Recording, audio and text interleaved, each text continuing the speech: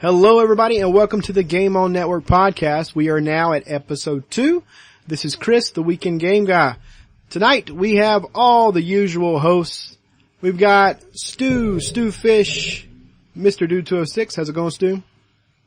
What is going on, guys? Good to hear from you, man. We've got Chad, Keeb, the Joking Gamer. How's it going, Keeb? Oh, it's going good. It's going good. Awesome.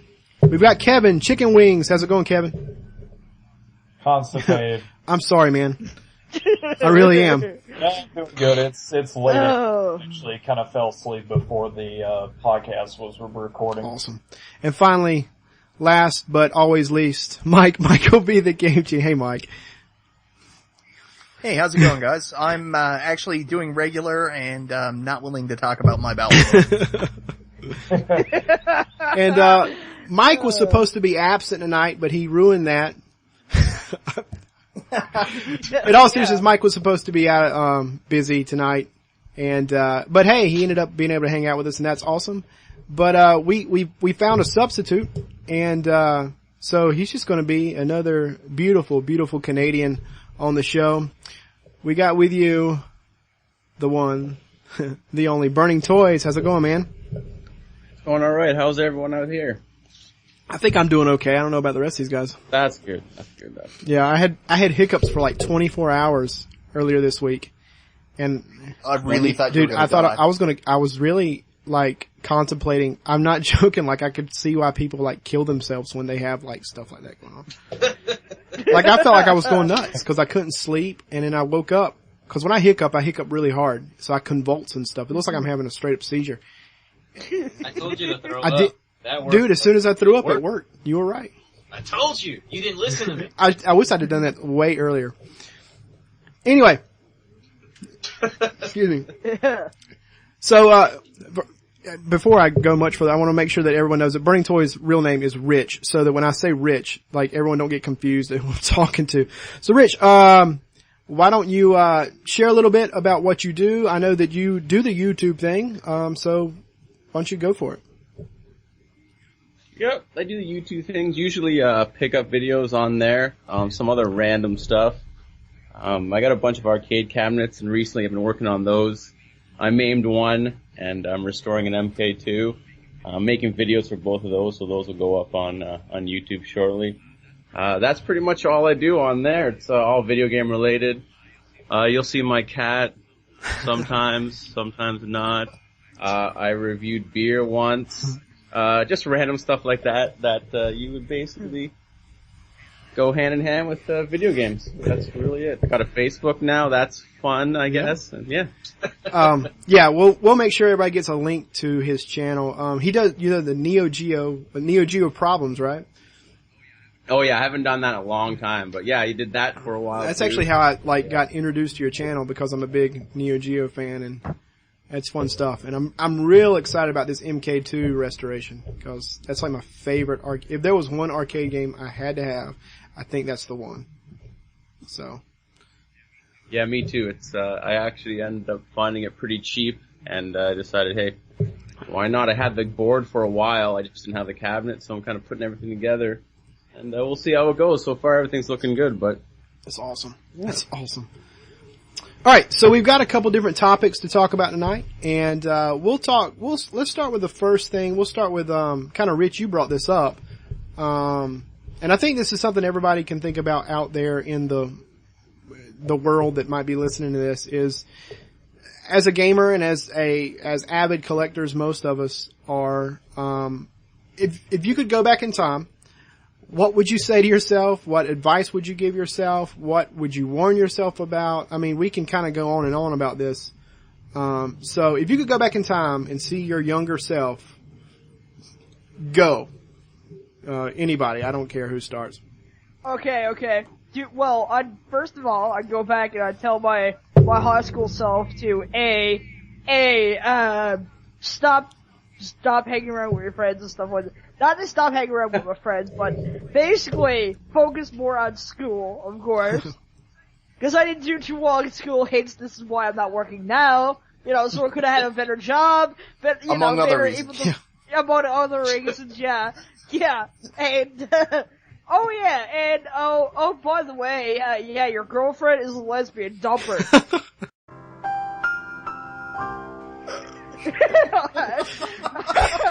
That's good advice. That's great advice. Okay, anyway, and oh yeah, don't trade your shit in. Yeah. Because obviously I'd have more games now. Yeah. If I, had known, about used video game stores. Well, it's not even just having more, it's just having, I'll give you a good example of that is, if I could go back in time, I would have stopped myself from trading in my TMNT tournament fighters for the NES. Yeah. Whoa. I turned that into a music store that happened to sell games also, back when the PS1 came out, and I traded it in for $6 credit to get some PS1 game. So yeah. Yeah, I can definitely vouch for the, hey, don't trade your stuff in, it's gonna be, you might regret it, kind of thing. Yep. So. Yep. Was it the PS1 game, Mary Kay and Ashley Mystery No, Mode? it wasn't.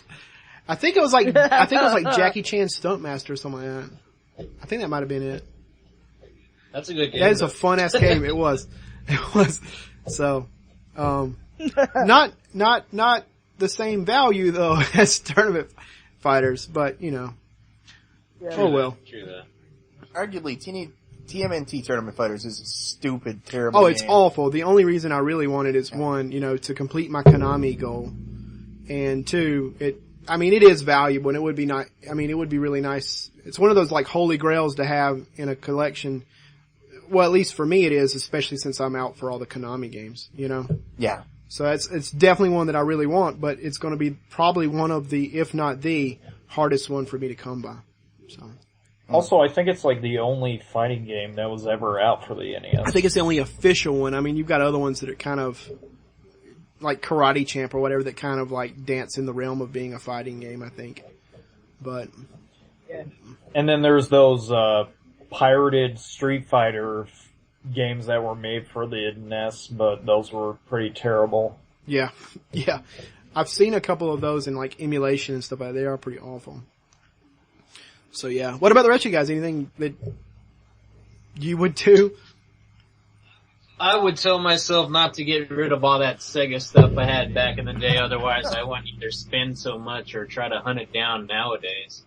But I think I tell myself that. I remember I sold my 32X and about maybe 12 games, the system and all that to a high school buddy for like $25. Wow. Ouch. Yeah, I pretty know. rough. So don't do that. Yeah. Yeah. Anything else? Anybody? I'd go back in time and say, keep the course, Mikey B. You're doing super. Yeah, you did pretty great, Mike. I don't think you screwed up at all. Like the rest of us. I kept all my stuff. I was lucky enough that my parents didn't push it out the door after I moved out. They kept a hold of it for me, kept it in good shape. But, of course, we all have things we'd like to go back and do. For me, I'm a big fan of the TurboGrafx 16 and the Turbo Duo and the TurboGrafx 16 CD games. If I had my time back, I really wish I would have actually bought some of that stuff back when it was on sale, because we all know about Radio Shack selling the Turbo Duos for $50 out the door, and all the games went on ridiculous low sale. So I really wish I padded my TurboGrafx 16 collection back then, as opposed to trying to find it now. Yeah, you kept all your boxes and stuff too, didn't you? Like, at the Super Nintendo era, as soon as Super Nintendo hit and Sega Genesis, that's when I started keeping everything, the boxes, the whole shop. you're a genius. He's Not also a genius, just a holder. You're running out of room. What are you gonna do? How'd that shelf thing go, by the way? The shelf thing went well. Good. I'm on this podcast, aren't Yeah. Yeah. Yes, Your you voice isn't any higher, so. are. Or lower. So I'm assuming you're all intact, so. Yeah. Yeah. I am running out of room, but, I keep my boxes on the other side and a bookshelf that I can't move anyways, and I'm not gonna put games on the bookshelf because you know what I mean, like you see the big open bookshelves with games in it and stuff like that, like, I can't live like that, like I can't stack my games on top of each other, so if I pull one out, the whole thing's gonna topple down. Jenga. So. Well, I kind of joked around with the idea of like time traveling and like warning yourself about stuff. Like, on my, the Super Back to the Future review, I went back in time and warned my baby self, who about Earthbound. who was played by my son, to buy 9,000 copies of Earthbound and just keep them all sealed, But, yeah, I mean, sure, I'd do that and stuff like that, but I think, one thing I think I would have done differently is I would have probably got a Super Nintendo as well, because I think I missed out a lot. You know what I mean? By just sticking just Sega. There's a lot of games I wish I'd have experienced back then. Maybe I have a different view of the Super Nintendo. But I think we all have games too that we probably bought new as kids because, I mean, you were so excited Christmas time came up that you would go back and tell yourself, no, dear God, do not get that game. Yeah. Like, I got Batman Forever for Christmas one time. Okay. Well, I got Back to the Future for the NES, so. But hey, some of those games that were shitty back in the day, or for me, example, I bought my shitty games all over again because I like playing them now because they were so fucking horrible. Well, that's true. Yeah, And that's true. Well, know? it's a nostalgia thing. I'm the same way. I've got a bunch of those games that are just awful, but I actually genuinely enjoy playing them just because I played it a lot as a kid. Mike would say that Echo the Dolphin is awful, but I love playing it because I played it a lot as a kid. I don't actually think Echo the Dolphin's awful. I don't like it. It's not for me. I do understand that, and I'll say this honestly, that it's a good game, it's unique, and I can see why people like it. I don't enjoy playing it. It's okay. I think somebody, it's okay. I think somebody just decided to be original with their platforming, so they thought of what is one thing that pretty much has as much freedom in the ocean at times, and they're thinking dolphins, but I don't know. Well, I like it. I love how the Sega Stoner commented in that video, and he's like, "Play Echo already," and Chris goes, "Yes, someone else out here finally likes this game." He's like, "No." And Sega Stoner responds back, and he's like, "Yeah, I played it once for 3 minutes." So I'm the only one on the internet. Anyway, Rich. You like Echo? I do like Echo. I do. I like it. You ever play Colibri for 32X? Yes. Yes, I have. That and I game do is actually have a copy of that game. It is not really that bad. It's okay, but that's one of the main games that I got when I had my 32X. I had that and Cosmic Carnage, but I just remember all the options like Sonic and, all the other ones, and then my buddy gave me Colibri because the clerk at the EB Games or GameStop at that point said that this was a time-changing game. And then I got it home and I was like, what the f*** is this? I kinda like it. It's not too bad. It's really weird as far as it's different. It's different. Anyway, we hadn't heard from Rich. What would you do if you could go back in time and slap yourself? I would tell myself to go to thrift stores more often about 10 years ago, that's for sure. Yeah. I agree with that one. I used to go and pick up G.I. Joes and Generation 1 Transformers back then. I got a decent collection, but I didn't go every single day to try to find the stuff. And I'd pick up games occasionally when I saw them, but knowing what I know now just from pick up videos in YouTube, I would go every single day and just hoard that crap for sure. Yeah. That's the one thing. Yeah. One other thing too was when the Virtual Boy was on clearance. I remember I was at a friend's house and his brother rushed home and he's like, "Oh man, you can't believe what I got." And he plopped it down, box Virtual Boy with however many games for $35. I remember specifically being like, "Why the f*** do you want that? That thing's a piece of crap. It's gonna give you headaches." And now I kind of wish I had a box Virtual Boy. You know what's funny? If I can jump in on the Virtual Boy conversation, only 6 years ago, we had a store here called Zeller's, and I actually bought brand new Virtual Boy games at Zeller's only 6 years ago for $5 a piece. Nice. Yeah, I got 5 games at the time. And also to continue the whole Virtual Boy conversation, and this is kind of also on topic as well, because if I did have to go back, I would probably say to last year when I started to first sell games over at the flea market, and this was the very first month, in September. And I remember there was a building that was next door to me, and it was a person selling video games, and I didn't even know about this. Until an old guy came out with this, like, suitcase looking thing, and he started to notice I had video games for sale, and he started to show me that he found a Virtual Boy with Mario Tennis, and then, what's the game called? Something Brothers? Jack Brothers? Yeah, Jack Brothers. It was loose copies of those, along with the Styrofoam and a mint condition Virtual Boy. And he got it all for $15. Wow. Wow. And just now getting started, I didn't even realize that, so I should have actually, tried to go over there and did some looking around before even selling some stuff. Yeah. I think Jack Brothers is worth quite a bit of money now. Actually. Yeah, it's... Oh, yeah. I think that and Waterworld are the two, and Nestor's Funky Bowling's up there too. It's crazy. Yeah, and like, if you went back like 10 years ago too, that wasn't that about the time that they started like, SNK was like liquidating all the NEO GEO stock, and you could get games fairly cheap by comparison. Yeah, it was back, well, I don't know exactly. It might have been 20 years ago now, I don't know. But yeah, there was one point where they were getting rid of games fairly inexpensively, and now you got games that are thousands of bucks, which is ridiculous. Neo Geo is ridiculous. Yeah, I'm almost positive I'm going to get rid of all my Neo Geo stuff.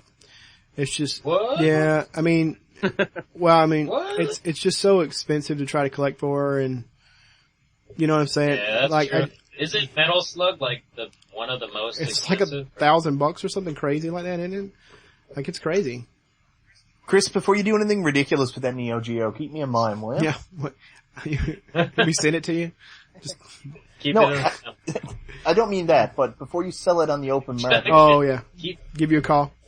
Alright, yeah. I'll keep you posted. Yeah. I'm still tossing it around. I'm not sure if I'm gonna go for it, pull the trigger on that, but it's looking more and more like I think I want to do that. Cause, anyway. Yeah, those AES cartridges are expensive. MVS not so much, but the home system, that AES, Yeah. it gets crazy. Yeah, and I've got a chipped one or something like that with the, Unibios and stuff like that, and it's ridiculous. And, I've got like a collection of like 3 games or something like that, so, because to pick anything up, you've got to be either patient as all get out, or spend everything you own, so that's not an option, so. That's when you get into like people consoleizing MVSs and stuff like Which I that think- for just the cheaper games. Which I think is probably the most brilliant way. If you want to do it with actual legitimate hardware in hand, CMVS is the way to go. I mean, like, Ken6275, mods them for people all over YouTube. And, he does a great job. So, if I decided to get another one day down the line, I think I'm going to go CMVS. But, right now I'd love to build like a MAME cabinet that's just Neo Geo in theme. I think that would be cool to have. But, I don't know. Rich has like 6 cabinets. Yeah. Ship one down. I'm sure it'll be really cheap. Yeah, no problem. Just box it right up. They're light. Don't worry. Is there a cheap alternative to having an AES at home now? I mean, the cheapest alternative would be, Modded Xbox. yeah, Well, emulation. wouldn't it be the Neo Geo X? Oh, well. Oh, yes. Well, let's talk about that. No, there is not a cheap option anymore. No.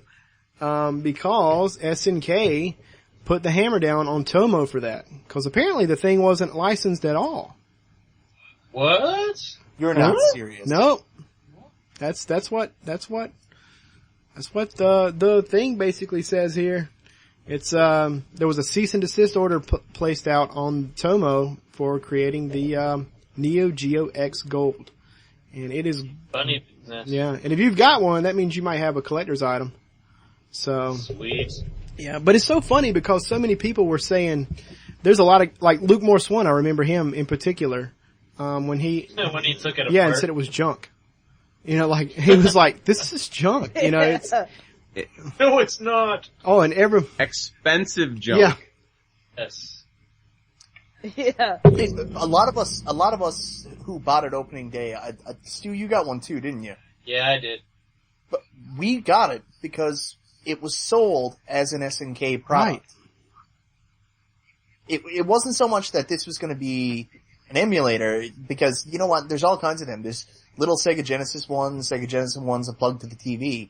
Yeah. This was supposed to be an SNK product. Like, I remember watching videos of them going to the Electronic Entertainment Expo. Like, I was jammed up about it, and it was the whole time they were saying, this is an SNK product that's going to show a lot of tribute to our previous products. Yeah, it says, it says,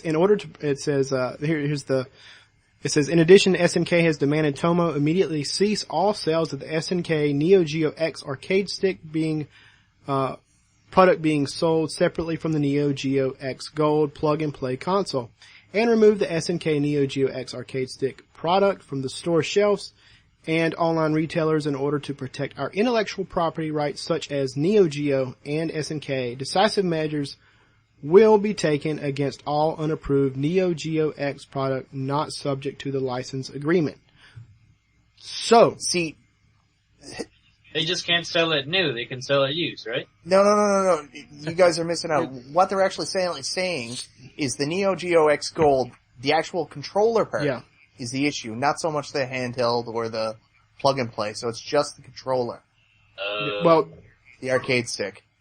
Right. But see, they've got to stop making the whole thing now because of that. Because it says, upon termination of the license and distribution agreement, SNK has demanded that Tomo immediately cease any manufacturing of all licensed products. So I guess the handheld part was licensed, and they were good to go on that. Right? Yeah. But beyond that, they weren't supposed to make the stick and everything else. Yeah. The stick is pretty good for using emulated Neo Geo stuff. That's what I've heard. That's what I've heard it's the most useful for. Yeah, I use it for that too. But how long was it out? Like a year and a half, 2 years? No, not even a year. No, not even a year. I got it for Christmas last year. How long did the Neo Geo Pocket last?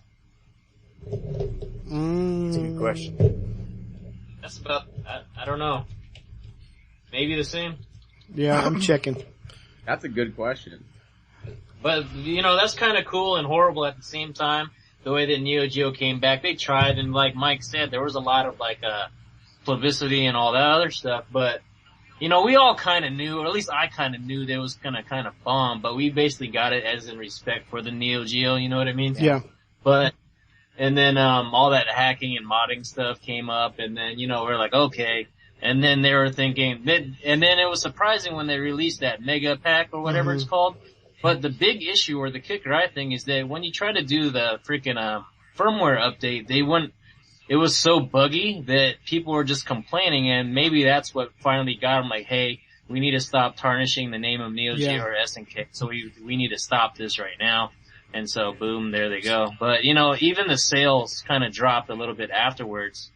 You know, it was only for the main person that was a really fanatical fan about the Neo Geo, so that's where that is. Stu, to answer your question, it was, Neo Geo, the Pocket was 98 to 99, so about 1 year. But now the Pocket Color went from 99 to 2001. So, the Pocket Color lasts a bit longer. I've always wanted a Pocket Color. Burning Toys can probably answer this, but I don't know if you can or not, but here in Newfoundland, where we're to, they only came out at EB Games. It was the only place you could buy Neo Geo X, and it was only by pre-order. So they had a couple, like they were selling in store of what they got in extra stock, but pretty much the only way you could get it was you had to pre-order. And then after that, they didn't even offer anything. Like when the Mega Pack came out, I don't know how it was available in the States, but you couldn't order it through a store. I don't know if you had to order it online in the States as well, but we had no option for buying it here. I have no clue. Really? I had to pre-order it from GameStop too, and for EB Games, I mean. And I didn't even know the Mega Pack came out until the Cease and Desist came out, and I looked around for it. I'm like, oh, this is out now. That's great. I found on FutureShop.ca you could actually buy it for $100, the original limited edition. $100. Yeah. Well, in the States, it was available through GameStop specifically to order on their site, but it was also available on Amazon, and I heard about it a little way before, you know, its demise and all that, but it started with the Mega Pack, and that comes with 20 games or so, but they also released 5 individual packs that have 5 games per, or 4 games per. And then, that's the last that was. And, I'm part of the, the Neo Geo fan page on Facebook, and that's when I first heard of the Mega Pack coming out, because initially Tomo was sending threads or, sending, not messages or whatever, but starting a thread of what kind of games they want released, and a majority of those games that were on that thread, were released into the Mega Pack. Yeah. So Do they you have listed, the Mega Pack? What was that? Do you have the Mega Pack? I was gonna get it, but I didn't get it for the reason that the whole firmware thing was buggy. Cause, the firmware is supposed to fix the resolution and all that stuff, but it still was like $80, and I wasn't really trying to spend that at that time, and I was hoping that it would go down in price, with time, but we'll see how that goes, you know what I mean? Yeah. Doesn't look like the eBay trolls have got a hold of it just yet, or at least not jacked it up to astronomical levels. I mean, it's still hovering around 150 for the Neo Geo X, Yeah. and the Mega Pack is like $80-ish. Yeah, but going back to the Mega Pack, it's, since the Neo Geo X was pirated, companies in China already making, the modded cards and the regular cards that sell the Mega Pack, information for like 20 to 30 bucks, I think. Last time I checked. So those that want the firmware update, somebody already took it, borrowed it, and put it on a different SD card and sells it as is. That's good. So, it didn't take that long, really. That's crazy. That Mega Pack, it looks all nice. It looks like a Neo Geo case and everything the same size, but when you open it up, it's just an SD card. Yeah. That bullcrap rocket, whatever USB cable, and then a Yeah. spot to put your handheld. Like, it looks so cheesy when you open it up. I would be pissed if I paid money for that and open it up and you're like, what the fuck is this? Well, if you look at your Ninja Warriors game, you can actually see the outline for the scan disc underneath.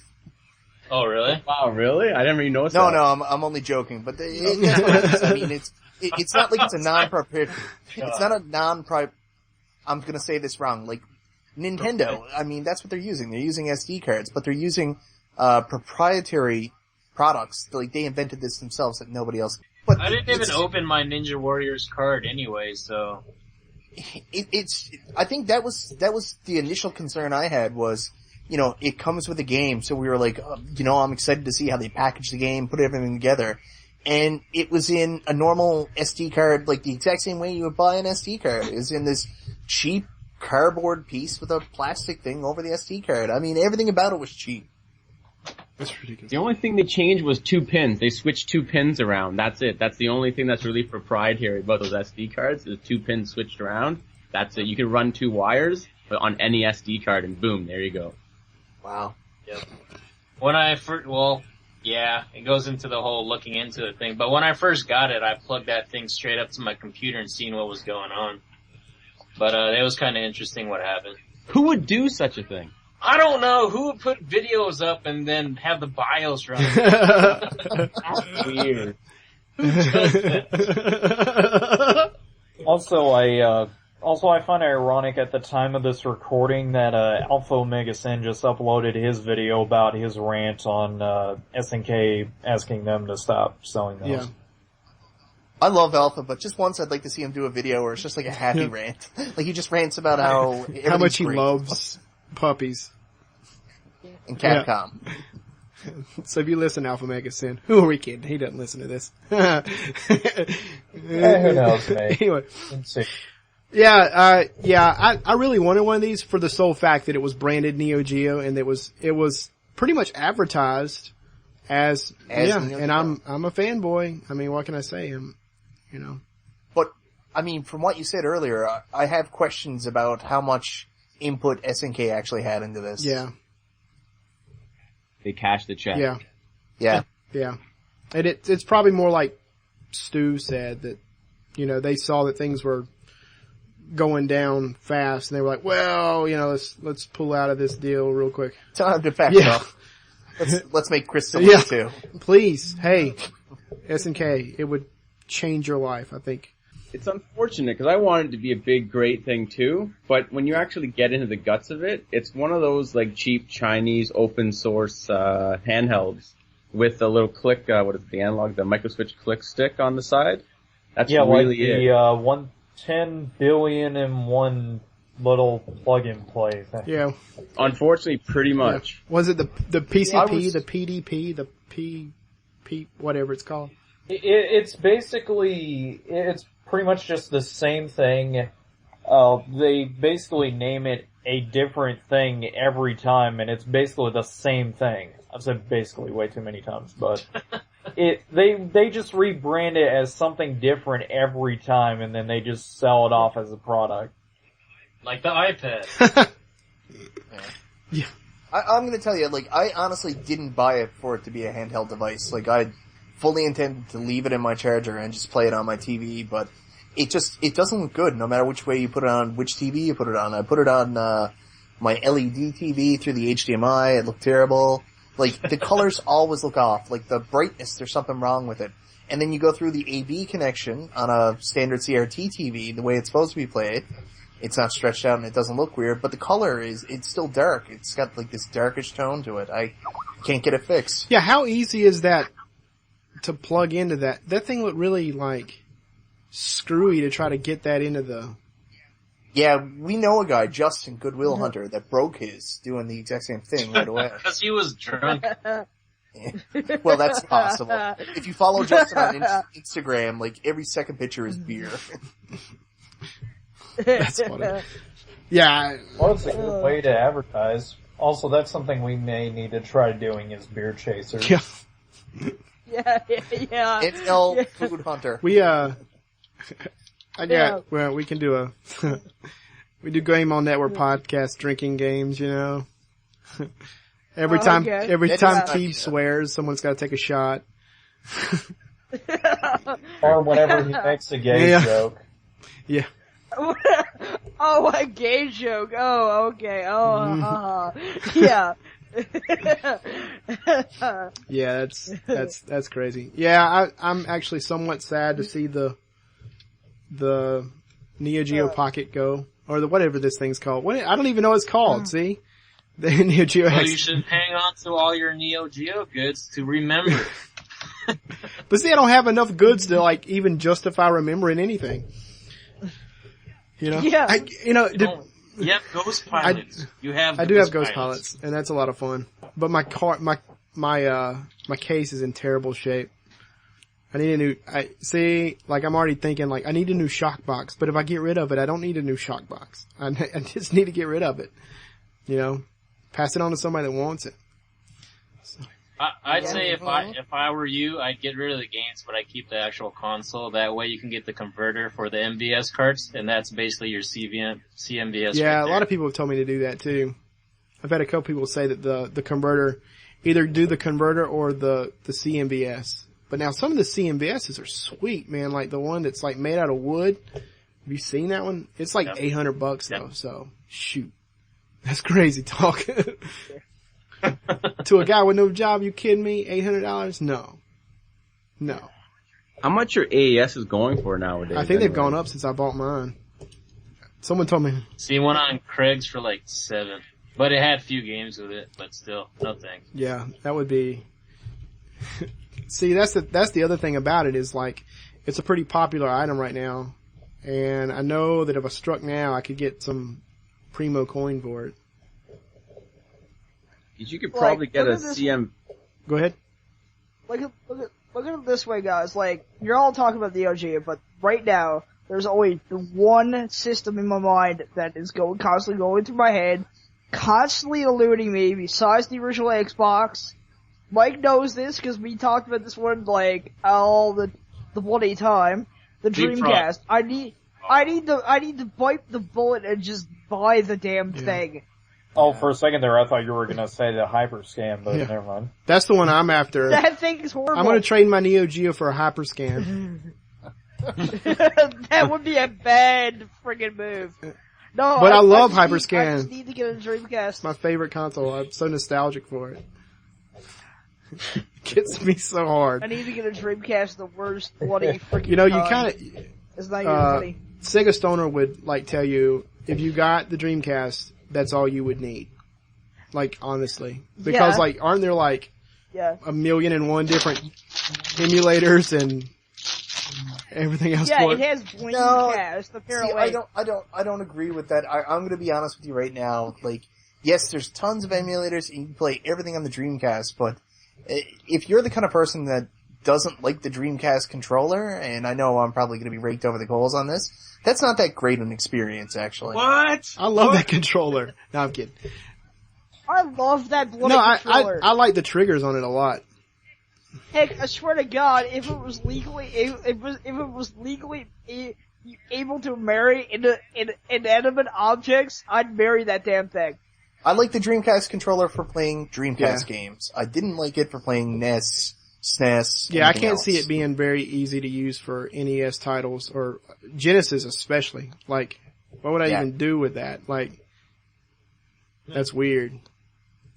That's why I hate the Xbox when you do it with the MAME and all that stuff. Yeah, because the layout, the control layout becomes real funky and screwed up. Who puts the white button? It's stupid. Yeah, it's nuts. I know, guys. This is probably a shot in the dark for Sega. I like to see the Sega return back in the making systems again, but make one that's like two systems, but one that's like cross compatible with all the cartridge based stuff, and then one with all the CD based stuff. So basically, it's a Saturn, a Sega CD, and a Here it goes. In one. Wait, And if you hit, And then the infrared scans. when we hit 88 with it, you're going to see some serious shit. yeah. No, I mean, I'm just like, I'm that bunch of things. What is this? 2001 Space Odyssey? Awesome. look, You'll never see a portable CD system. that would be nuts.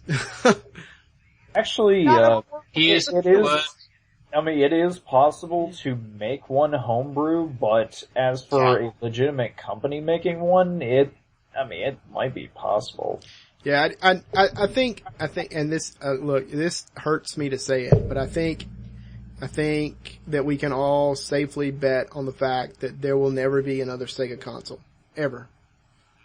That's unfortunate. I think it's, I mean, I hate to say it because I don't want that to be true, but I really think it's safe to say that. Now, we did talk a couple weeks ago back when we were still another podcast, but, that it would be great to see a, clone console come out that played CD-based games. That would be cool. A Sega CD, Sega Saturn kind of clone system. That would be cool to see come out, but, who knows? Yeah. Retron 6. Yeah. It would be really cool. Yeah. It would be really cool. But the games would probably be still crazy expensive, unless you can clone games. Yeah. Well, I mean, That's illegal. yeah, that is very illegal. And immoral. But, I mean, if anything, I think it might even drive the price up, right? Because, wouldn't you think so? Maybe? Because if you could play it on different hardware, that would increase the amount of demand, maybe?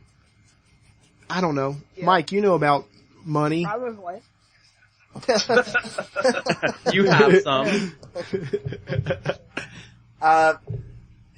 Would it decrease the demand of the systems? No, I don't think so. Really, like, it depends. I'm the kind of collector. I don't really want to buy like the Retron and the clone systems. Like the Retron, the new one that's coming out with like 101 different systems in one. Yeah, I'm going to try that out. But historically, I wouldn't buy those. They always seem cheap. I don't know a better way to put it. It depends on what you want. If you just want to play the games, yeah, you might see a decrease in price of the actual item, but the collection aspect, I don't know if it'll ever change.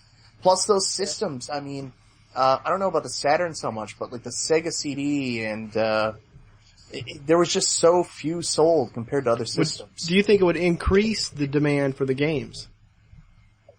Because then you've got a bigger audience able to play them now. I don't know. It depends because the those games are, again, like the systems. There's so few of them in rotation compared to your NES, your Genesis, and your SNES. There were fewer copies produced, there were fewer copies sold, there's less in circulation currently. So yeah, you could get some goober who was like, yeah, I'm gonna buy the Retron 7, it's got CD stuff. Now I gotta go buy Sega CD games. Not all Sega CD games, like you can get Price Fighter for $3, but they're not gonna be able to pick up a copy of Final Fight CD. I mean, that's going $50 to $100 right now.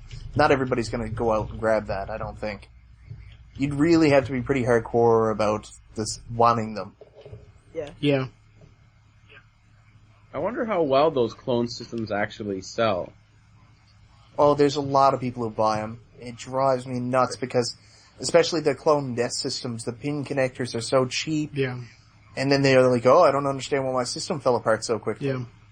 And I know a couple of people with like the Retron 3s. I know like 4 or 5 people actually with one. And they, you know, they bought it because it was, a matter of shelf space and, yeah. You know, and it was cheaper for them to get that than to get all 3 of the original systems. So, I mean, I can understand the mindset behind that. I mean, I understand that thought process. Cause heck, I think about it all the time. You know, that if I had like a Retron 3, I could free up some room. You know, I could have more systems. And with a Retron 5, heck, I could throw everything away. You know? Yeah, the biggest thing for me with the Retron 5 that I really, really like, and I don't know a lot about these systems going back because I don't pay attention to them, but the fact that you can use the controllers, like you can plug in your NES controller, you can plug in your Super Nintendo controller. To me, like that's really important, like to be able to play with a sensible controller. Cause some of those clone systems, and they use like this Famicom type design, those controllers are horrible. Well, the Retron 3, you can plug in original controllers. And it comes with like this, a 6-button, it looks like a 6-button Genesis controller. And it works, it's wireless, but it works on IR, so it's terrible. I mean, you've got to point it right at the thing and whatnot. And when you try to play NES games, it maps like the B button somewhere over where Z is and A, you know, it's like, it maps the buttons funky.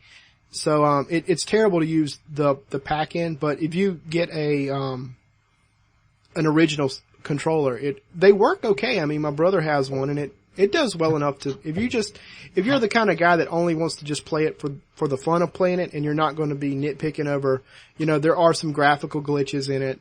The audio isn't quite right. There's a lot of stuff like that with it, but if you're not the kind of person that nitpicks over that, then you're going to be fine with it. All right. It's like a stripper with a bum leg. I mean, if you're not, just don't look at it. Stripper with just don't look at it. Oh my god.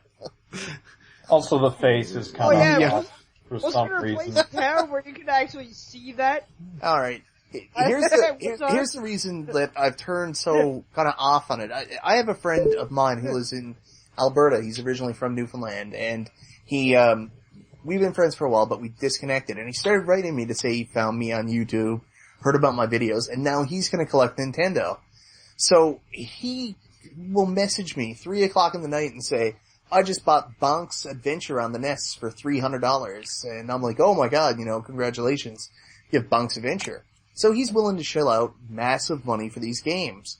So I ask him, what do you playing him on? Like, what NES did you get? Did you get an action set? He's like, no, I've just got a Retron 3. Oh, Nice. Like, how can you spend $300 on Bonk's Adventure and not pick up a sensible NES? That's the question I have. So, yeah, what you're saying, like, if you're a casual person who maybe has a couple games you found up in your closet, and, you know, you just want to try them, or like the Italian gamer's been on this podcast a couple times, and he mentions that if he finds a NES in Vegas where he was too at the time, it's always like $120, $150 if you can't find sensibly priced NES system. I get that you would buy one, but otherwise, if you are going to shell out money for the games and you want the full experience, why not just get a NES? It just doesn't make sense to me.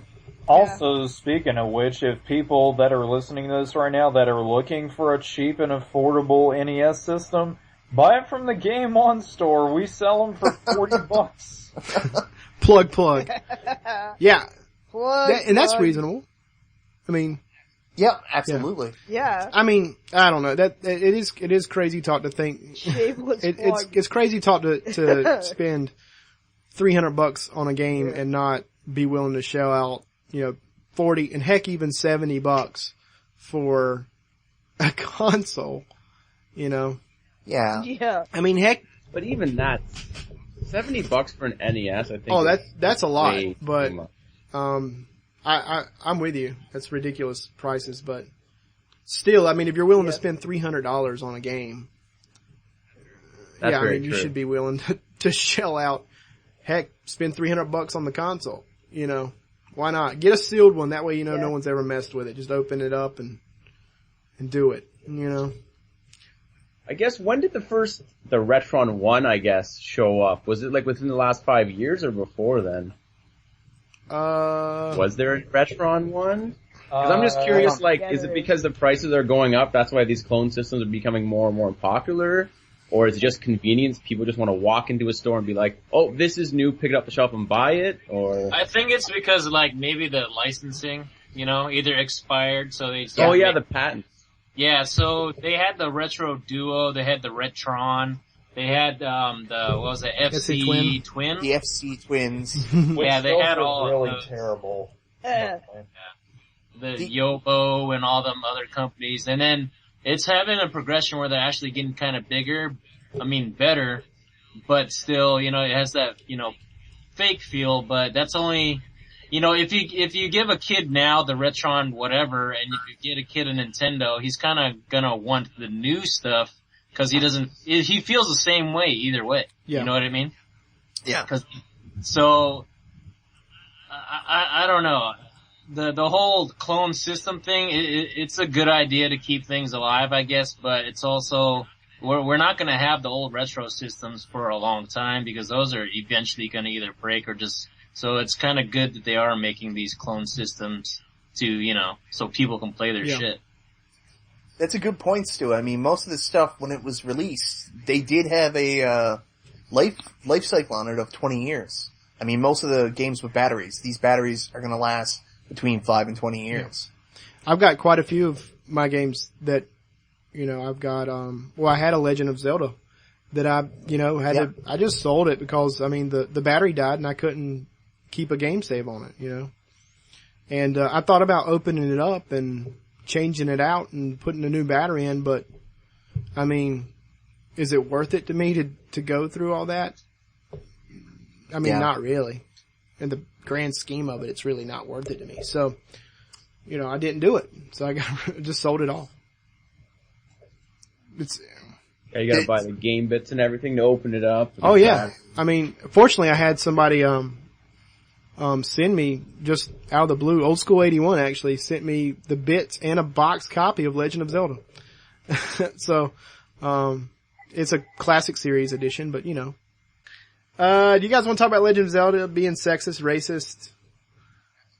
Absolutely. Sure. Let's get on with this. I'm gonna leave a link of this, to this article in the description of the podcast on the This has got Fox News written don't all over it? It's got all kinds of news networks written all over it.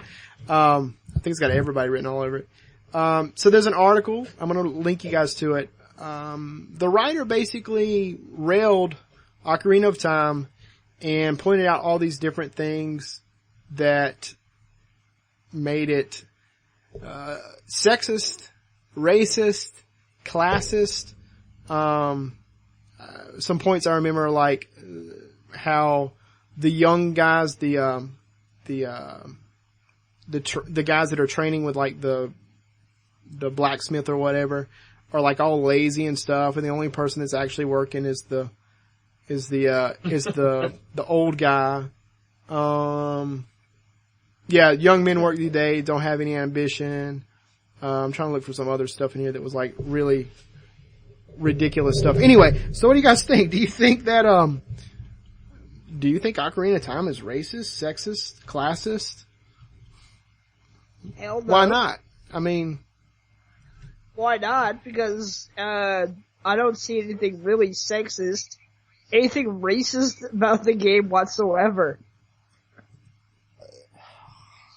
It's Why just is the everything damn Zelda. Why is everything gotta be green? Yeah. Why can't it be It's another just- color? Why is the sky Yeah. blue? Well, Yeah, exactly. It's just a I game. did notice that the Zoras were not treated equally to the rest of the other characters in the game. Okay, yeah. I It's know. just Well, let's put it this way. The breast physics were a little bit off. Because That's all I'm gonna say. the sexist thing is what I have the biggest problem with, because this is, how is it sexist? Because it's telling a classic tale of a boy rescuing a princess. Yeah. Why isn't the princess the one rescuing the boy? I don't know. Let's go back and change 50 years of Disney. It's ludicrous. So what? Yeah. There's a classic fairy tale being told to us. That's what I don't get. How is it sexist? Because there's not more women in men's roles? It's a story. It's a fictional story that uses elements of every fictional fairy tale ever told. Relax. And plus... Yeah, relax. What people need to realize is that this has been going on since, as long as comic books have been around, because if everybody remembers what really happened with the downfall of comics was the fact that there was so much stuff that people wanted to get banned, they were really wanting to, start banning Wonder Woman comics for throwing in S&M messaging, and which that might be true, but there was zombies that they were wanting to ban because it was so violent, and there was just so much stuff that was out there, and that was one of the real reasons why they had their own ESRB rating for comic books. But again, this media is gonna do this to anything, movies, music, video games, or just anything entertainment wise, because they want to try to have a civilized society, but I really don't think that's going to be possible, because this is stuff that keeps us, sane, or if people want to take this seriously, then, they're stupid to think that in the first place. But I think people really do take media the wrong way as it should be, and it's only just that. It's meant for just to get, not bored, but whatever. Yeah. I just threw myself off on the end of that. That's what I just really gotta say about that topic, because I don't even watch news to begin with, because to me it's not only boring, but I just don't understand why they even argue about these particular topics to begin with. Yeah, well, and I kind of agree with you from the standpoint that it's almost like a lot of things change when news in particular ceased to be news and became an entertainment venue. Does that make sense? And that's whenever you get all this, everybody spins it a certain way or whatever.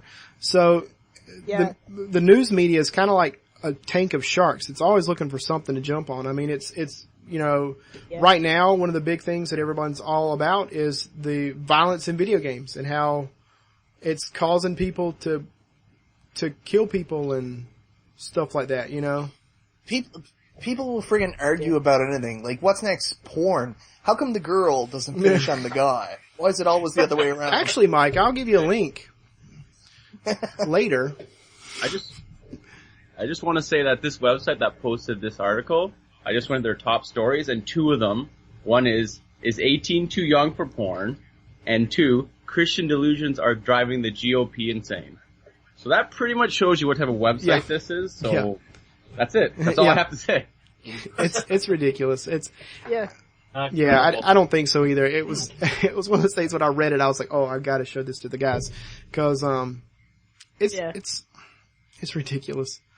It's ridiculous. And like I said, the media is just looking for something to entertain people with, and obviously they're getting their money's worth because here we are talking about it.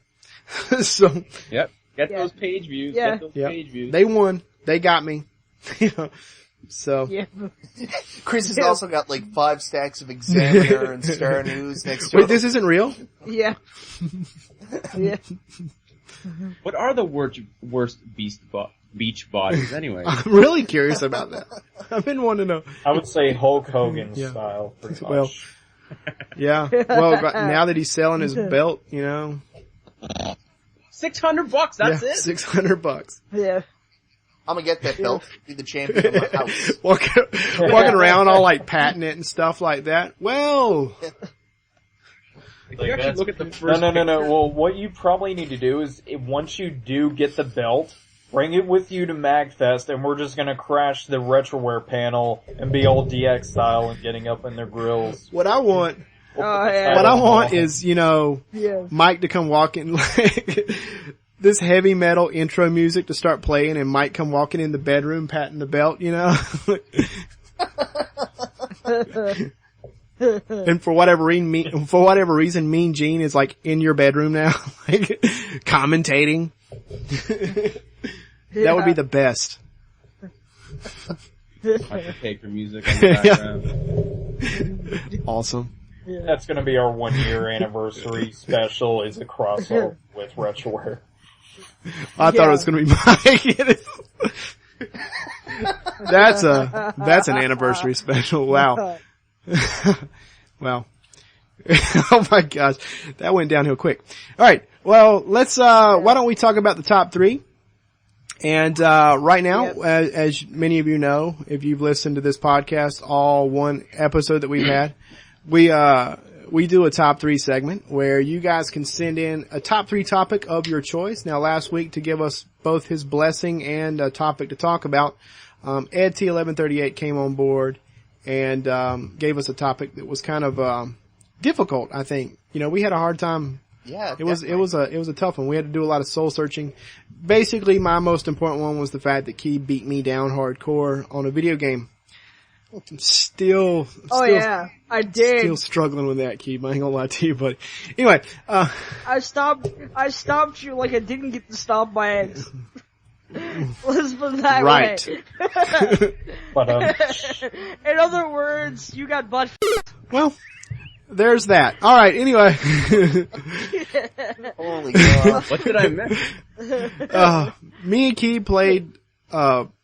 Since everybody else is online playing it right now, DC versus Mortal Kombat versus DC Universe, and he raked me over the coals big time. So, Ted. How many, were you the only two people Yeah, playing it? and I think one other kid somewhere in Uganda. It just came out over there. Anyway, yeah, it's a new release. Screw GTA 5. Anyway, so, here we go. Here's the top three. We've got a pretty interesting guest. A fellow, what the heck?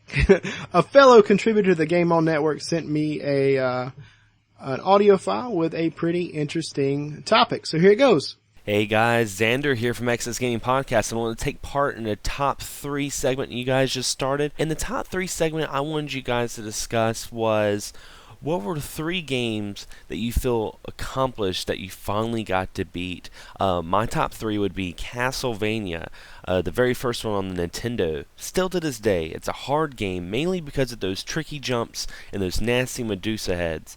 And the second would be Metal Gear Solid, because it had such a great story, and it felt great being able to find the conclusion to that game. It was a really fun game to play. And the last one will be Contra. Now, I still use that 30-man code, but still, what a great game to just test those reflexes and just zone out.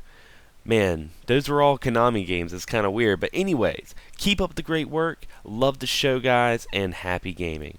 All right, so there you go. Thank you, Xander, for that. And I think this is a good one. This is definitely one that as soon as I listened to it, back when you sent it to me, I said, I know exactly the three that I'm going to talk about, but I'll go last. So, I'm going to go left to right on my screen. So, Stu, you're up first. Alright, so I guess three games that I was proud of beating or, accomplishing would be, Final Fantasy II for the Super Nintendo. I played that back at, when I rented it from Hollywood Video.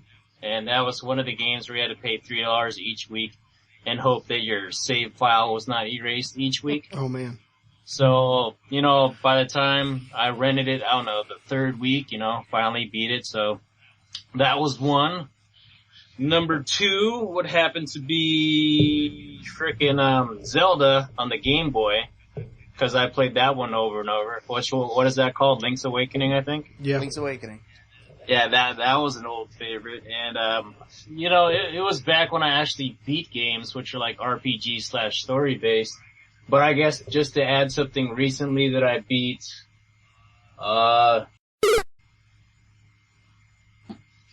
Still thinking. Well, Mega Man X2 I recently beat, because I never beat that one. I always play Mega Man X over and over. So I'm finally glad that I beat Mega Man X2 recently. Nice. And next, as soon as I get it, if I find it, Mega Man X3 will be on that list. Nice. Keeb, you ready? You got him? Yeah, Okay, I'm ready. go for it. Yep. Whoa. Legend of Zelda: The Ocarina of Time. Because my God, that game was bloody hard. Yeah. But I am so glad that I actually can say that I've actually bet the game.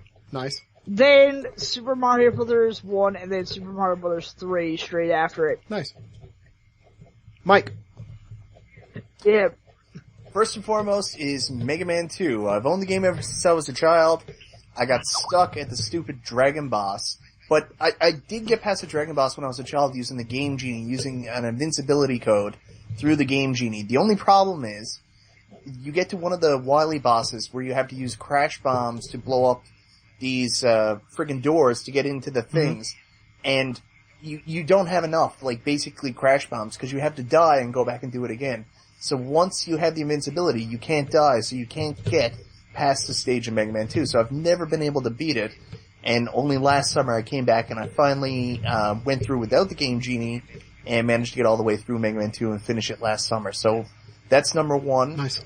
Number two would be Final Fantasy VIII, because Final Fantasy VIII adopted the very stupid Saga Frontier leveling system where the more you level, the more levels the bosses get. Basically, the bosses become more difficult, so it actually doesn't help you to level in the game. What you actually have to do, and it's very frustrating, is in the boss fights you have to draw magic from each of the bosses and apply that magic to your stats. So on top of fighting a boss battle, which sometimes can be very frustrating and difficult in an RPG, you also have to spend half the battle drawing magic and keeping yourself alive while doing so. So I've always hated that system, and I always hated Final Fantasy VIII for that reason, and I played it right through to the 4th disc and just stopped. So I eventually finally went back, went through the torture of drawing the magic from the bosses, building my characters up right, and finally finished it, beat Sorceress Ultimecia, and it was a pretty decent ending, but not my favorite PlayStation Final Fantasy game. Yeah. And last but not least, I actually finished this game while re-listening to our podcast from last week. On Sunday, I finally finished Star Fox on the SNES. Not a hard game, but for some reason I've sucked at this game since I was a kid. And I didn't even get out of Corneria when I was younger. So, just threw it in while listening to the podcast and managed to beat it one sit through. Nice. Rich. Awesome. You ready? For me, I had, the first one was F-Zero, and the reason for that was I didn't have a Super Nintendo at the time. My friend had one, so I'd always go over there and play it, and I didn't really get a lot of time on it. So finally, when I would just keep playing it and playing and playing it, I finally beat it, so that was an accomplishment. The second one was Contra without the Konami code, way back when I was a kid. I don't think I could do that now, but when I was a kid, I did that. And finally was Zelda, Ocarina of Time. And for that, had it on launch, and 2 or 3 of my other friends bought it, and we were all kind of playing it separately. And we just used to hang out at this one coffee shop, so we'd play it whatever. We'd meet up there and we'd start talking about it, and someone would be stuck somewhere, and we'd be like, "Oh, didn't you try this? You should try that." We give each other tips, and then we'd all like kind of split up, go play the game, and then like come back a couple hours later, talk about it, and back and forth, Nice. until I beat it. That's Awesome. cool. Kevin, you ready? You get it? Yes, I actually have I actually figured out which 3 it was I was trying to think of, because the second one was the one that I actually beat most recently. I'll start off from like 3 and then go down to 1. Probably, number 3 would be Mega Man X, because I actually had to use it for save state reasons, because I've got like a PSP that's already modded, and, I was able to beat Mega Man X with a few save states, but it was not as hard as a game as I remember when we first got it, when we actually got the game up in New Hampshire, and my brother used to actually play that game so much that he did actually beat it, though I never had the chance to actually play it before, but now eventually I'm able to beat the game, and it's not as hard as like the other Mega Man games are, But overall, I thought the ending was pretty bittersweet, to say the least. Yeah. My number 2, it was very hard to decide upon, because, like, my number 1 is probably one of my favorite video games of all time, but number 2, I had to go with Super Robot Wars Original Generation. And this is a Game Boy Advance game that I don't think a lot of people have ever heard of nor played. But if you've played Fire Emblem, then you pretty much get the gist of what this gameplay is like. But the only difference that I prefer this more than Fire Emblem is the fact that Super Robot Wars has been synonymous with putting mecha anime robots into each of their titles. But the thing that made Original Generation different than all the others were these are all basically original Bon Presto mecha robots. And a lot of them had some pretty cool design for them and even some pretty awesome attack animations, especially for the sequel. But for some reason I actually preferred the first one more just for the fact that the original music sounded better. But I actually beat the first one most recently, and I thought the story on it was very, very well done, and I'm just now on the second one trying to beat that one. So it's still pretty hard. So, it's very recommended if you're a mecha anime fan, then this is something that you could definitely pick up, or just a Fire Emblem fan. And then, my number 1 is probably my favorite RPG. Some people will think, Chrono Trigger, but I actually prefer Golden Sun over any other RPG that's out there. And I'm surprised that a lot of people don't talk about it, and I actually have been looking for a loose copy just to actually get for myself, but for right now I'm having to deal with emulation for the meantime. But I did used to own an actual physical copy before I actually traded it off to Game Crazy when they were still in business. But I just love the fact that it was a little different than most other RPGs that were out there, just for the fact that you could mix and match like certain abilities or spirits or whatever they called them, but Djinns. Yeah, Djinns, thank you. And I just love the fact that, the special attacks were also pretty awesome, because it kind of reminds you a little bit of like the early days of Final Fantasy, and just for the fact that for sprite works done for a Game Boy Advance game, that was some impressive stuff back then. So, I'm just still looking for that physical copy again, and I do want to actually play, the sequel for the Game Boy Advance and also the one for the DS, but I've heard mixed reviews about the one for the DS, but regardless, I still want to play it just for the fact that I haven't really played that. Speaking of the ones for the DS, Kev, I actually have that. And I'm playing it now, it's pretty darn good. I'm playing through it. Regardless, currently it's pretty good. But yeah, regardless, Golden Sun personally for me is probably, my favorite game that I've actually completed, and if I could, I would probably go back and actually replay it again, just for the fact that I just love the first one so much. Yeah, I'm thinking about doing the same thing actually, Kevin. I had, years ago I finished them now, probably about 8. Yeah. Alright, well I guess it's my turn. The first one I'm gonna mention is, well, I feel like almost ridiculous, but I think it's okay. The original Super Mario Brothers. And that was because in my household you didn't get a new game until you beat your old game. So, there was that. So once I finally beat it, I knew I could get a new game, and I was super excited about it. Yeah, I was cheering, I was sliding down the hall on my knees and just going ape. So that was awesome. And you got Back to the Future. Yeah. Hey, I don't mind telling you, I'm not bad at that game. But that's because it was like that was like the second game we got. So, yeah. I mean, I can get to the 4th level or something like that. So, yeah. So there's that. The next one I was going to mention was Metal Slug. A buddy of mine and I, beat it, via emulation, but so what? I don't care. But, it was fun. It was fun to finally actually go through that arcade game and actually see the end of one. And, man, You know, you really think about like how much those games just suck quarters out of you.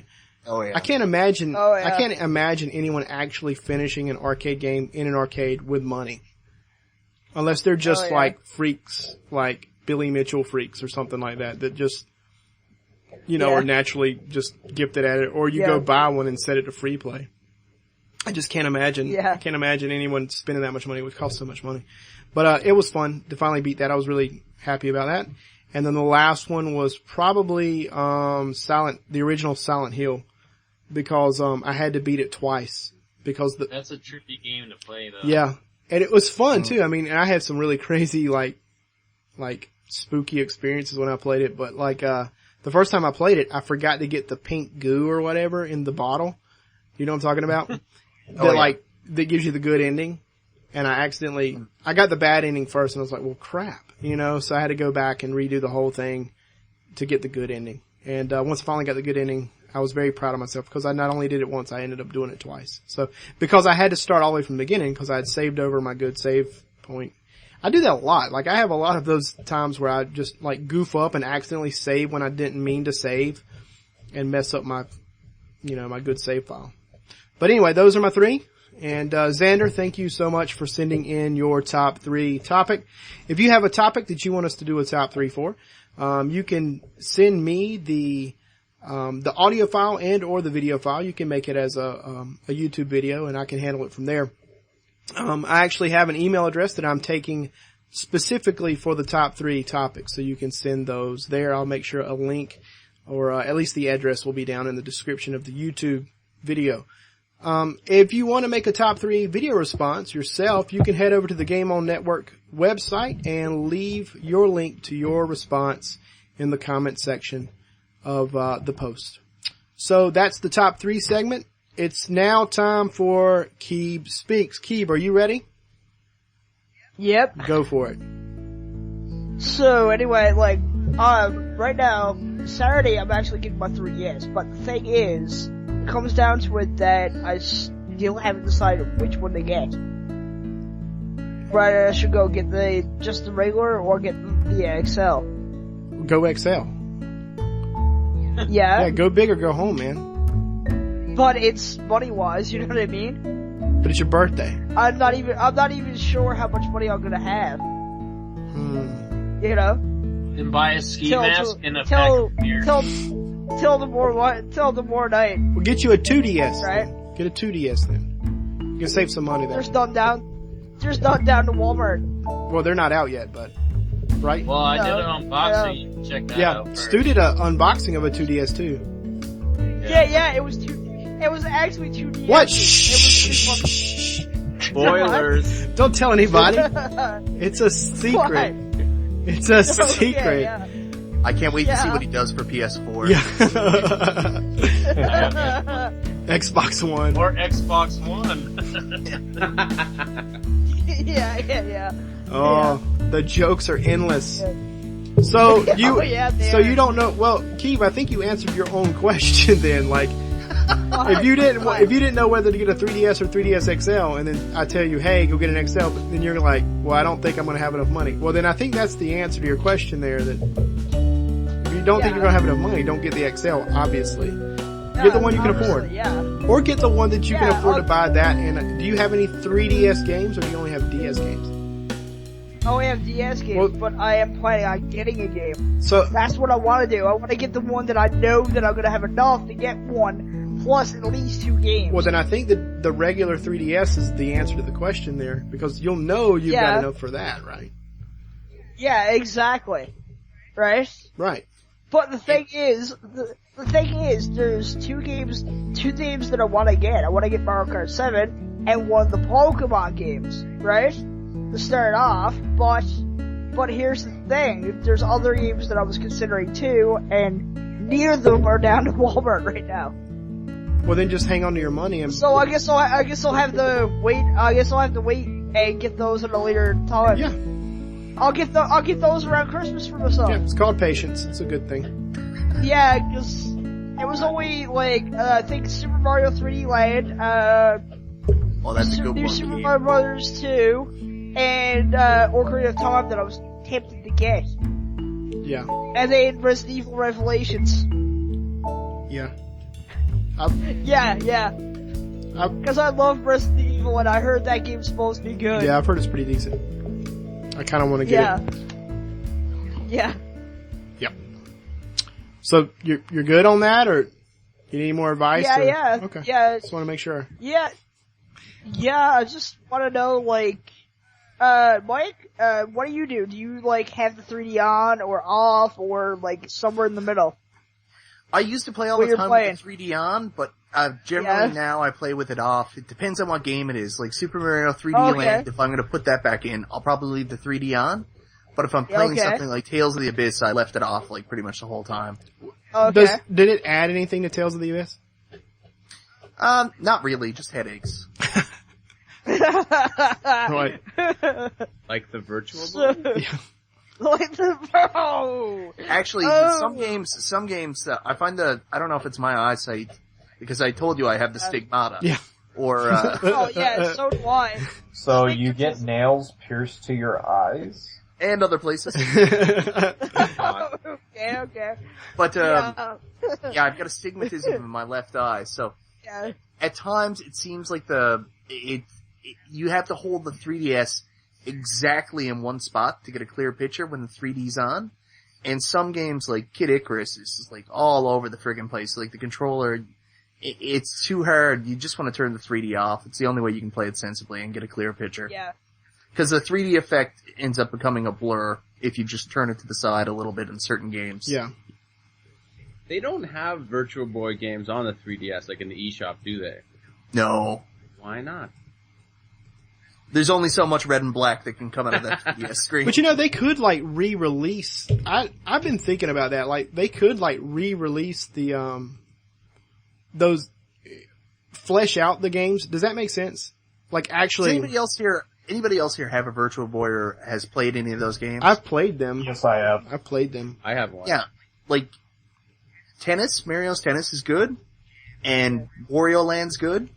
You try to find a couple other good games for it. Like there's not much of a reason to really bring those games back, other than the fact that you have a Virtual Boy and it's kind of niche and cool. Like the games aren't really that good.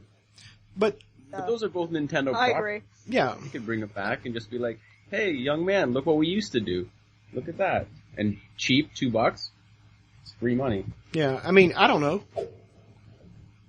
I would like to see what is it? Was it Red Alert, Red Alarm, Red Dawn? Telerobot? Nah, the Red Alarm. whatever it is, the jet one.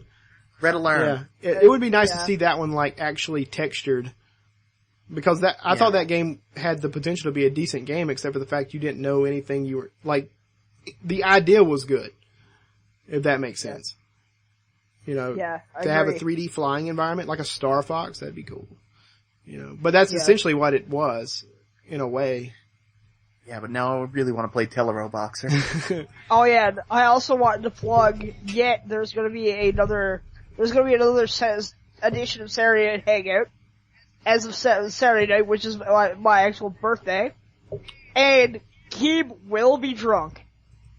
Is that a warning? I'm doing it immediately after I get back from club hopping. So I'm gonna be bloody Some cough syrup too. So shenanigans may or may not happen. But This is the Game On Podcast shoe-in of the week. We'll be drunk. yeah. Game On Podcast big lock of the week. yeah. I got you, Mike. I got you, bro. I'm on that. Anyway. It's gonna be fun. Alright, well, I'm looking forward to it, Keeb. I may or may not jump in there as a random screen name so you don't know it's actually me in there, and I'll post naughty things like I usually do when I jump in your Hangouts. Like I always make up some crazy screen name and go in there and he doesn't realize it's me. And I'll ask ridiculous questions and Anyway. Sounds good. Yeah, you do. What was the last one you did? I can't remember what it was. I can't either. It was something about your mom, but it was funny as hell. I can't remember. It was it was funny as hell. I was like, okay, who the fuck? Yeah, he was all assuming it was like Christian and stuff. Anyway, all right. Why don't we do games we've been playing, and then we'll say goodnight and Yeah. go home, alright? So, Yeah. since we're doing new games we've been playing, and Rich, you're the guest, why don't you go first? So, what you been playing? Well, basically arcade games since I just finished that cabinet, so a lot of shoot 'em up. So, Raiden and, Don Donpachi are the two I've been playing recently. Nothing else really on any other systems. I keep meaning to go back and play a couple things, but I never do. So those are basically the two I've been playing. Nice. Alright, eeny, meeny, miny, mo. Kevin, what you been playing? Well, like I said, finished up Super Robot Wars most recently, and now I'm on Super Robot Wars Original Generation 2. And I've gotten pretty far in the story, and it's actually very good so far. Aside from that, can't really think of anything else that I've been playing. What's that Godzilla game? Ultimate Destruction Melee or whatever. It's the one for the GameCube. Unleashed? It's not Unleashed. I think Unleashed was a PlayStation Destroy All 2 Monsters? exclusive. It's Destruction Melee or something Melee. I can't remember. I can't remember either, but I've been Super trying to Smash unlock Bros? the characters for that because a lot of us have been playing that lately, and I've been enjoying a lot of the beat 'em ups for it. So, yeah, that's pretty much all I've been playing lately. Cool. Keeb, what you been playing? Well, it's been mostly, I've been doing a lot of pretty much bit of everything lately. Everything from, handhelds to console. So the one handheld game that I've been playing a lot of, Pokemon Black version. Hint, hint, we know why, right? Because Pokemon X and Y are about to come out, and I am, really, really excited for the release. Cool. Can't wait to get my hands in the game. That's all I'll be doing for days. I've never ever played a Pokemon game. As a matter of fact, Me I neither. pretty much hate the idea of Pokemon. I played Pokemon It's Snap. awesome. That was fun. Can't stand it. I love Pokemon Yeah. Snap. No, I like that game. That game was a lot of fun. That's my Where's Yeah, the race and- article on Pokemon Black and White? yeah, I know, right? Well, and of course, a handful of first-person shooters and a bit of that stuff, which mostly black box. But so Super Mario Brothers, Kung Fu, tennis, that kind of stuff. Cool. Duck Hunt, Classics.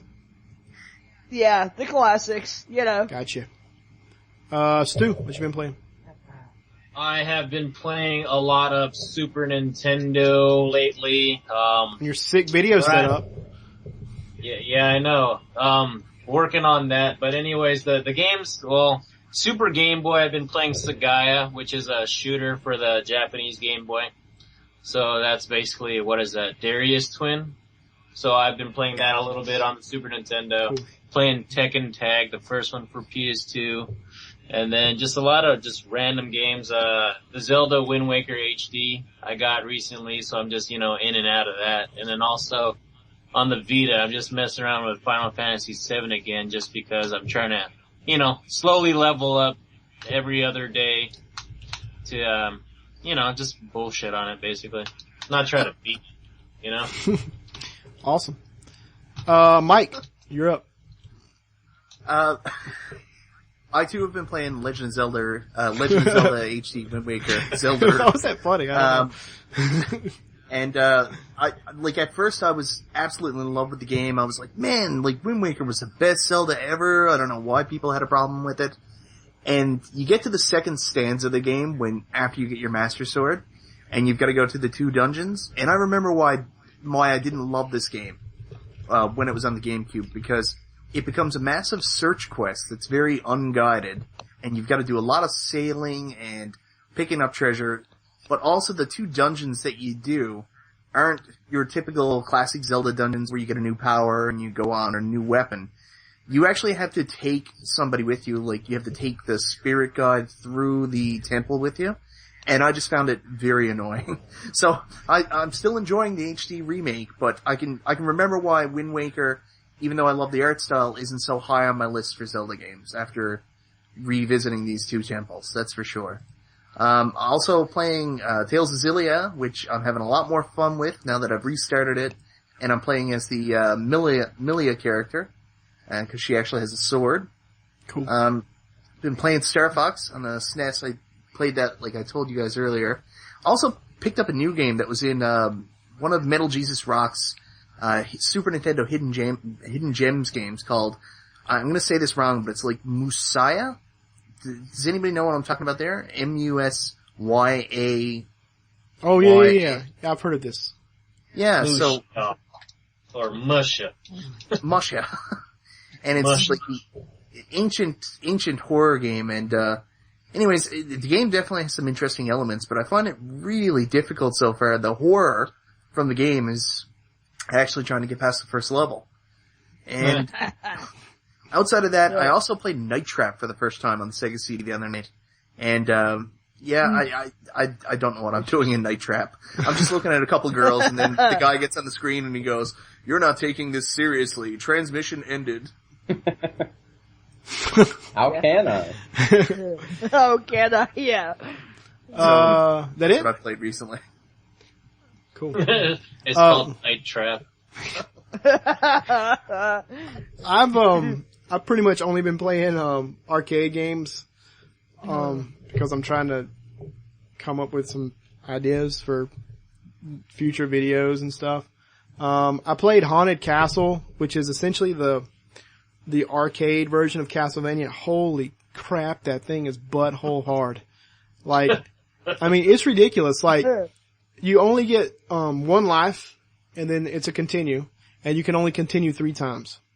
That's it. Okay. So no matter how many quarters you jam in the machine, or how many times you press the button to trick the emulator that you've done that, there's no more, continues no matter what.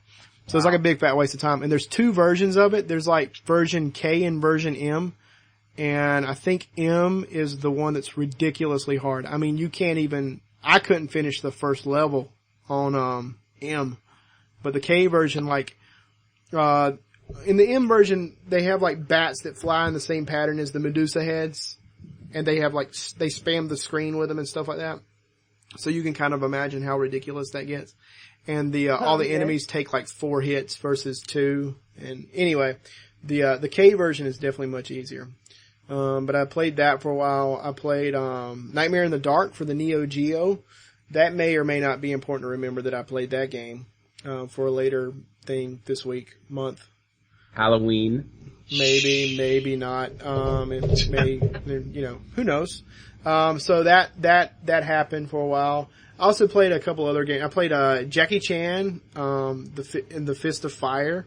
It's a, kind of a Mortal Kombat clone of, a Jackie Chan fighting game. And it uses digitized sprites, kind of like Mortal Kombat did, but it's Jackie Chan. So, go look up that game. It's fun. I played Macross Plus, which is a vertical scrolling shooter based on the Macross series. Mm-hmm. That's cool. It was really fun. I really like that game a lot. I'd like to play all the way through it and possibly shelf that for a video. And the last, this is embarrassing. I played a couple of adult-themed arcade games. Go on. Okay. Strip poker? Those? No, the Strip one I Tetris? played, what was Playgirl. I cannot